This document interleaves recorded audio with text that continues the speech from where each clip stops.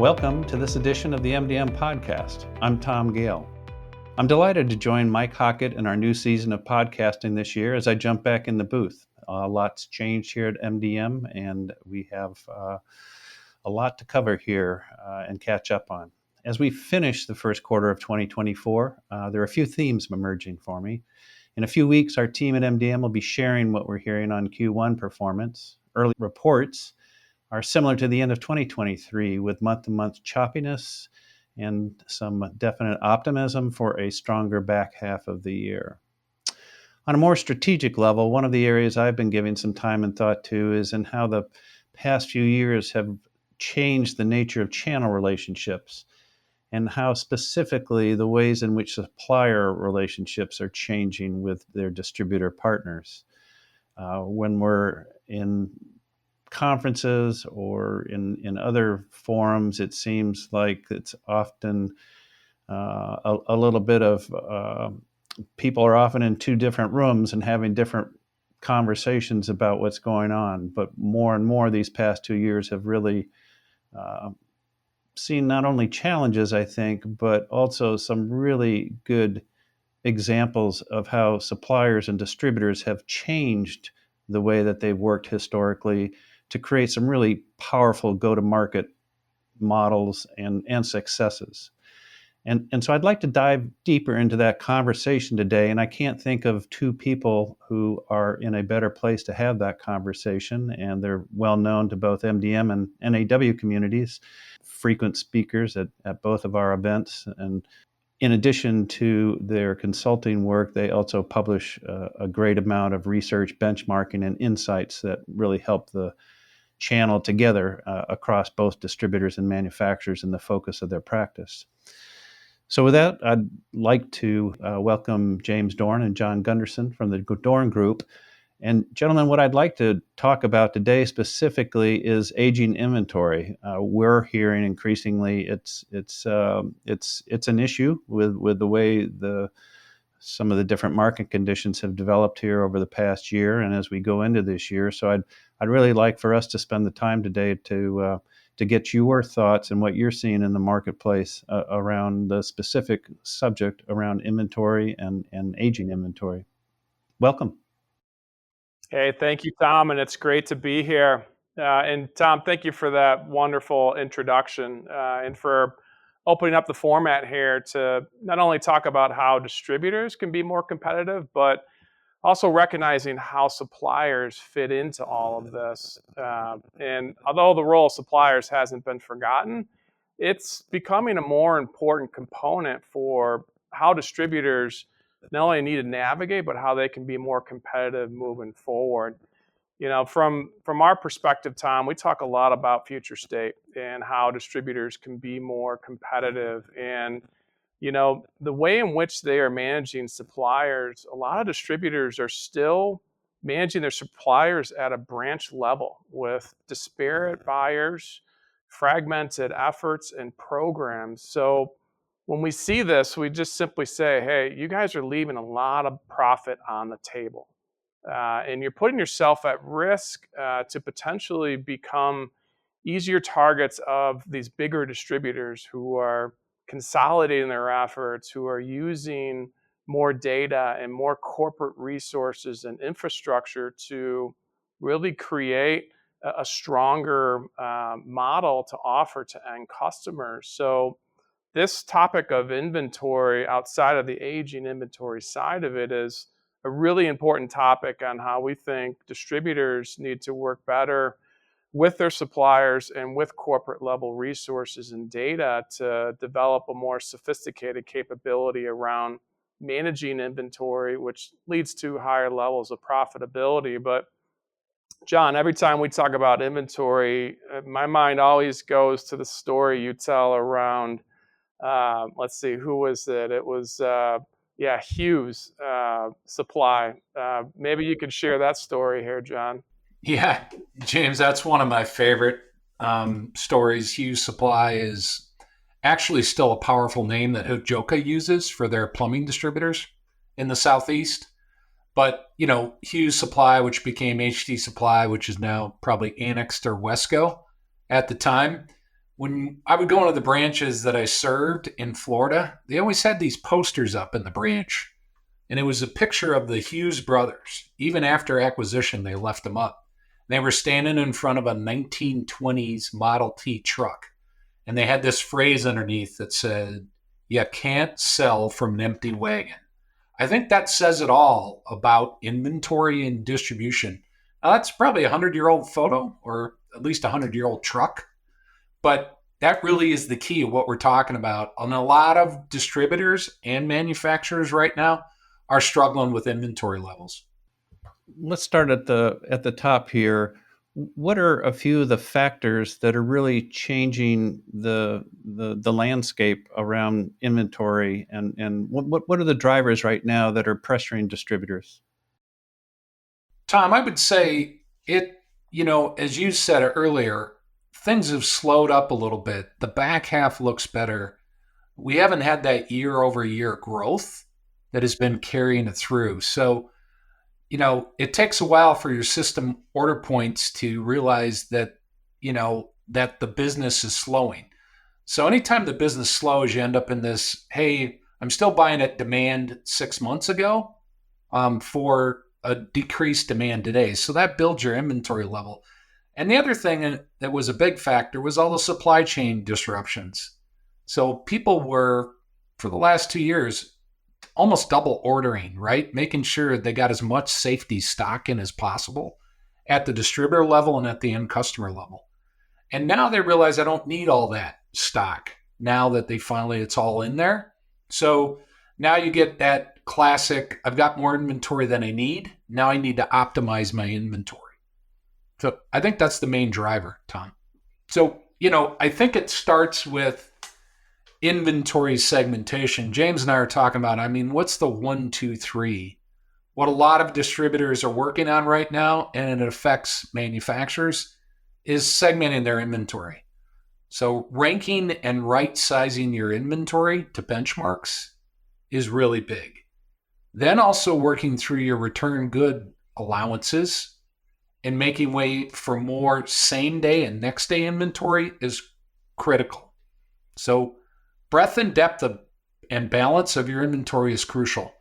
So almost all the distributors that Tom, you, I, and James have worked with over the years have a very good breadth of the inventory. They have the right SKUs in the system that their customers need to stock. The problem is most often caused by the depth of the inventory. So let me just use an example. So let's say you're an electrical distributor and you got 15, 20 amp GFIs on your shelf, the receptacles that are in your bathroom. And today you have two customers who have the same day need, and they both need those 15 GFIs now. There's no way for you to fill that order same day. They've got to have it today. They're on a project. Even if you've got it at your RDC, it's going to be a next day delivery. You create a poor customer experience by doing that. And you have to have the right breadth. They had the breadth there, but they didn't have the right depth. They really needed 30 on hand to be able to fill those two orders. And a GFI or a wire nut or a line set, you name it, depending on the industry and channel, is a milk and bread item. You've got to have the right breadth of same day inventory. You also have to have the right breadth of next day inventory.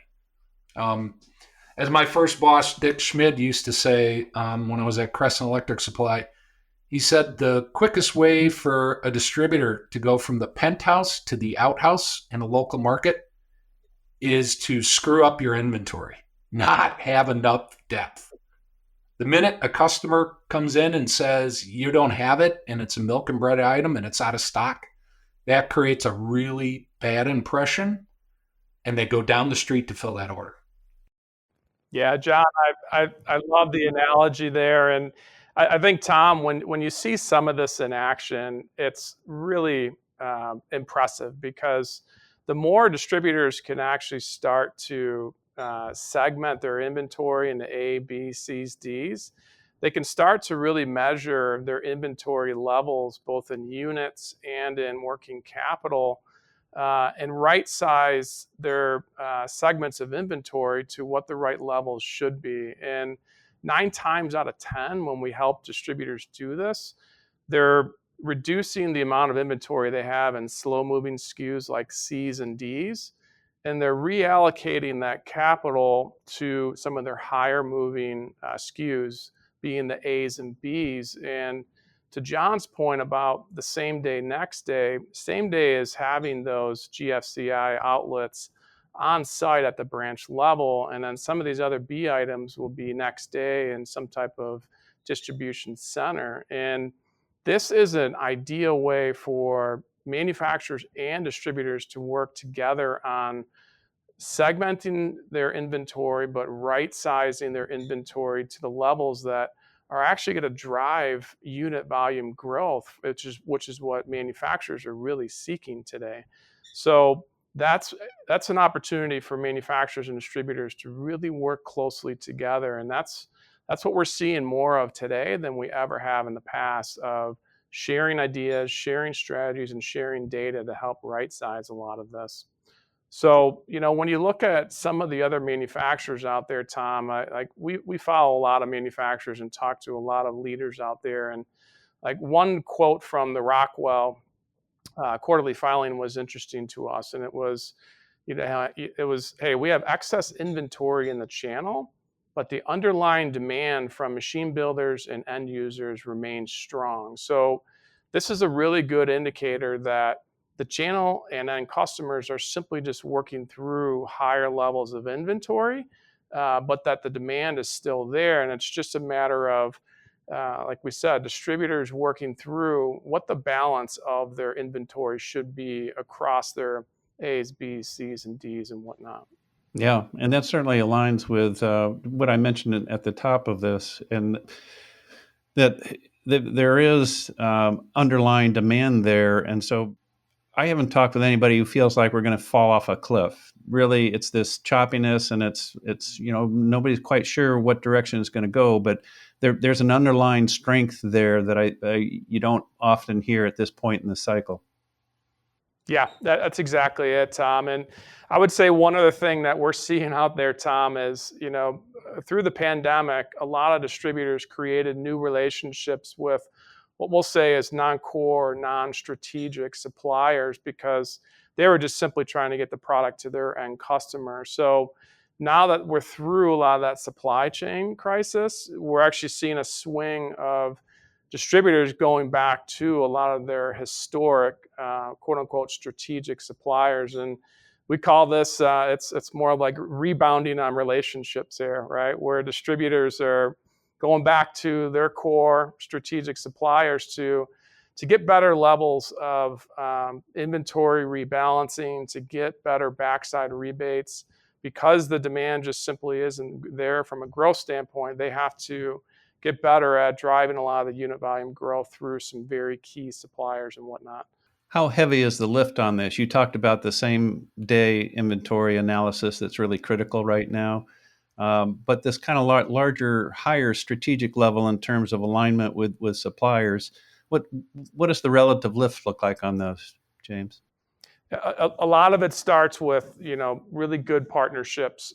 So, for instance, Tom, if a distributor recognizes that they've got some slow-moving inventory in C's and D's, they're going to go to their suppliers and say, "Hey, can we send some of this back to you? And in turn, we will pick up more of your high-moving SKUs to help us in the A's and B's." And generally, this is a win-win if there's a deep partnership there or a deep relationship there between distributor and supplier, and they're working together on new programs and ways to drive some of that A and B level inventory through to the end customer. I would just add, Tom, to your question. I think most distributors get caught up in just looking at their data. So they're just looking at their historical data. And because of the way you were buying in to make sure you had it, and the market is slowing somewhat, if you're just looking at historical data, that's not enough. You've got to bring in third-party data. So like for MDM Analytics, what's the size of this customer? Can I go out and have a conversation with this customer about where can I add inventory to grow my sales with you? Your third-party data from your manufacturers, what are their top A, B items that they're selling that you're not. I think most distributors get themselves caught in their own box. And when the market is consistent, historical data is enough. You can do your forecasting, your mid-max, and your system's pretty good. You can let your buyers just sort of as business as usual do it. But now your min-maxes are kind of screwed up. You've got excess inventory. You've got to bring in third-party data. And frankly, you've got to have some outside help to do some analysis to understand where I should be making adjustments. So, we talk about all the time when we're working together for years. Most people don't factor in customer potential or what they should be adding. And if you've been putting it off for a decade, this is the year to change that. Well, that segues into my next question, which is you've outlined what you think people should be paying attention to right now. But as you look towards the end of this year and things strengthen up a little bit, there is more demand in the pipeline. What's the pivot there that you think is the right play, James? Yeah, John, this is a great one for you to tackle here. I love how he flipped it to me. That's great. That's great. Right back over the badminton, right back over the net. So I'll take that one. I really think, Tom, you have to concentrate on your core SKUs, your A's and B's, or your A SKU for your top customer, right? Oftentimes you can have an A SKU for your top customer, but it's actually, they're the only one buying it. It's a C in your system. You've got to have a core SKU list that is your A's and B's, but it also overlays your customer buying habits, and it also overlays your potential of each customer. Those three elements allow you to actually have a cubed model and then make better decisions. Because frankly, if you know the potential of a customer and you're saying, this is my top customer, you've got to go out and have specific conversations with them. Here's what you're buying. Here's your A's, your B's, your C's. What are you buying from someone else that's an A for you? And how can I get that business to come to me? The only way you can do that is with outside data and outside analysis. And I think that's a key. That's a breakthrough that many distributors are doing well, but there's others that are behind that frankly need to catch up. And what can suppliers do to help their distributors on that end, John? Oh, I love that, Tom. Absolutely. You have to be able to share what is an A item for you in the market or nationally that they're not buying at the levels they need to. You need to go in and say, it's an A for me, but it doesn't look like it's an A for you. So how do we fix that together? And then is this by customer? Is this by adding extra SKU? Is this by doing a return goods? I'll take some C's and D's back. If you beef up your A's, you've got to go in on the attack as a supplier. And being in that chair, you'd be surprised how often they just come in and they don't help you there. They don't come in and share that with you. That's third-party data that a manufacturer's got to go into their top distributors with and ask for the business with data. Yeah, Tom, and one thing we're seeing on that topic is more proactive manufacturers that we're working with. They are coming to the table with this level of data because they've recognized that they're not going to hit their growth targets in the markets that they're serving because demand has softened in a lot of cases. So they are looking for new ways in which they can assist these distributors with some of these new selling solutions and new selling opportunities. So it's an ideal time for the channel to come together and leverage data in new ways. And this may seem a little bit obvious, but during the onset of the pandemic, a lot of distributors were going out there and sourcing wherever they could, and teams were basically hedging bets and doing everything they could to make sure that they had the inventory and could service customers. For those who have not addressed that so much, I would assume this is probably an overdue time to do some type of a supplier audit to really look and go back to what you talked about, John, in terms of really making sure that you are aligned with your strategic partners, but also just really taking out some of the slop that might have crept in over the last couple of years. Yeah, Tom, I think that's a valid point. So many people maybe had to have conversations with their strategic suppliers and say, hey, I have to go somewhere else because I can't get it from you. This is the year to, as every distributor talks about, but often gives lip service to, this is the year where you have to become more important to fewer partners. Yet you absolutely got to make the move. And on the manufacturing side, they're wanting you to make that move. So you can declare more, this is my key partner in this product category. This is the year to do it. And by the way, if you can build breadth and depth by supplier with your strategic suppliers, and you become known as the place that is never out of stock for the key items, that's the way to take share. And I can tell you from experience, if you get in that position, you rarely ever get it back. And if the other distributor gets known as the outhouse and you're the penthouse, what does that do for your margins? What does that do for business? That is the place to be. This is the year to actually get from the middle floor of the high rise to the penthouse. And that's probably a great place to leave the conversation. We could talk a lot more specifically about how to leverage these relationships as we get deeper into the year as well, because as you say, we've kind of come through some choppy waters over the last few years as far as supply chain, but the waters are receding, and as Warren Buffett, famously said, it's showing who has their swim trunks on and who doesn't. So. I love that, Tom. And I'll just leave the audience with this, Tom. 2024 is an ideal time to rebalance your inventory. If you're a distributor out there, make sure that you're working closely with your supplier partners to really share ideas, data, and practices on how to best do that to where it's a win-win for both sides of the fence. Gentlemen, as always, great conversation. Look forward to the next one soon. Yeah, thank you, Tom. It was great being here.